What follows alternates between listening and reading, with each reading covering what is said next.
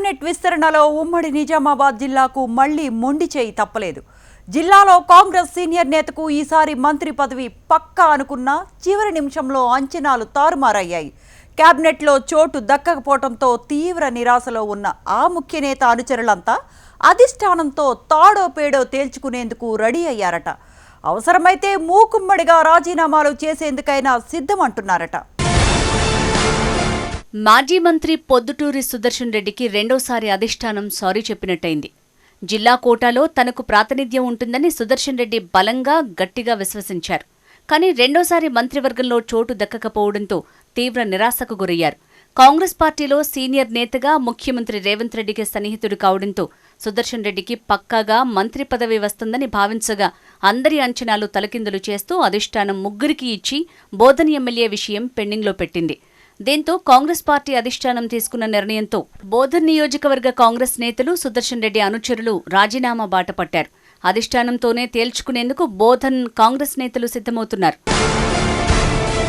దశాబ్దాల రాజకీయ నేపథ్యం ఉన్న సుదర్శన్ రెడ్డి 4 సార్లు ఎమ్మెల్యేగా, గతంలో వైఎస్ఆర్, రోషయ్య, కిరణ్ కుమార్ రెడ్డి కేబినెట్లో మంత్రిగా పనిచేశారు.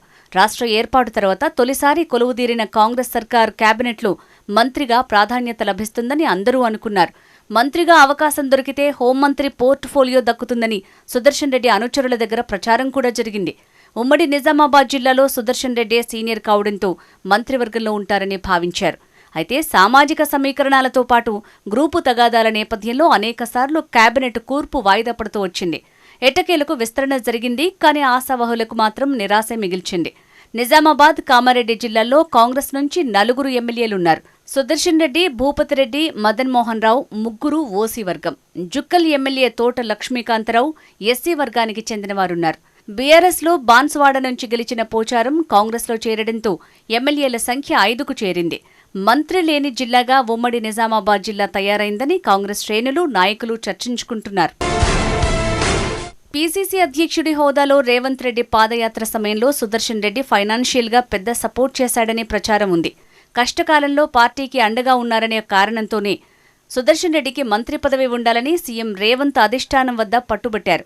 కానీ సామాజిక సమీకరణాల నేపథ్యంలో మరోసారి బోధన్ ఎమ్మెల్యే సుదర్శన్ రెడ్డికి మొండి చేయి చూపారు.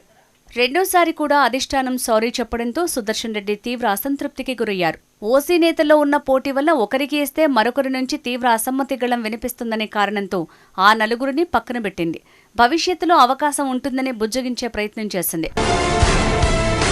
సుదర్శన్ రెడ్డికి మంత్రి పదవి దక్కకపోవడంతో బోధన్ నియోజకవర్గంతో పాటు జిల్లాలో ఉన్న ఆయన అనుచరులు తీవ్ర నిరాశ, నిర్లిప్తతతో కాంగ్రెస్ పార్టీపై కోపంతో రగిలిపోతున్నారు. కాంగ్రెస్ పార్టీపై పోరుబాటుకు సమాయత్తమవుతున్నారు. ఇక బోధన్ నియోజకవర్గ కాంగ్రెస్ నేతలైతే ఒక అడుగు ముందుకేసి రాజీనామా బాట పట్టారు. పీసీసీ ప్రెసిడెంట్ మహేష్ గౌడ్ని కలిసి మూకుమ్మడి రాజీనామా లేఖను ఇవ్వాలని ప్రయత్నం చేయగా పీసీసీ అధ్యక్షులు ఢిల్లీ పర్యటనలో ఉన్నారు. మంగళవారం బోధన్ నియోజకవర్గం బంద్ చేయాలని ముందుగా సుదర్శన్ రెడ్డి అనుచరులు భావించారు. ఆ తర్వాత సుదర్శన్ రెడ్డి సూచనతో వెనక్కి తగ్గినట్టు తెలుస్తోంది. మరో 2-3 రోజుల్లో బోధన్ నియోజకవర్గ కాంగ్రెస్ నేతలు గాంధీ భవన్కు వెళ్లి పీసీసీ అధ్యక్షులు మహేష్ కుమార్ను కలవాలనే ప్రయత్నంలో ఉన్నట్టు తెలుస్తోంది. కేబినెట్ విస్తరణలో పలువురు కీలక నేతలు అసమ్మతి గళాలు వినిపించడంతో రాష్ట్ర నాయకత్వం అలర్ట్ అయింది. మంత్రుల ప్రమాణం జరిగిన వెంటనే కాంగ్రెస్ రాష్ట్ర ఇన్ఛార్జ్ పీసీసీ చీఫ్ రంగంలోకి దిగి బుజ్జగింపులు చేపట్టారు. సుదర్శన్ రెడ్డిని కలిసి నచ్చజెప్పే ప్రయత్నం చేశారు. సీనియర్ నేతగా తన సేవల్ని గుర్తించకపోవడంపై ఆయన అసంతృప్తి వ్యక్తం చేయగా రాబోయే రోజుల్లో గుర్తింపు ఉంటుందని రాష్ట్ర నాయకులు తెలియజేశారు. దీంతో ఆయన ఇప్పటికైతే సైలెంట్గానే ఉన్నారు. చూడాలి మరి కేబినెట్ కుంపటి నిజామాబాద్ కాంగ్రెస్లో ఎలాంటి రచ్చకు కారణమవుతుందో.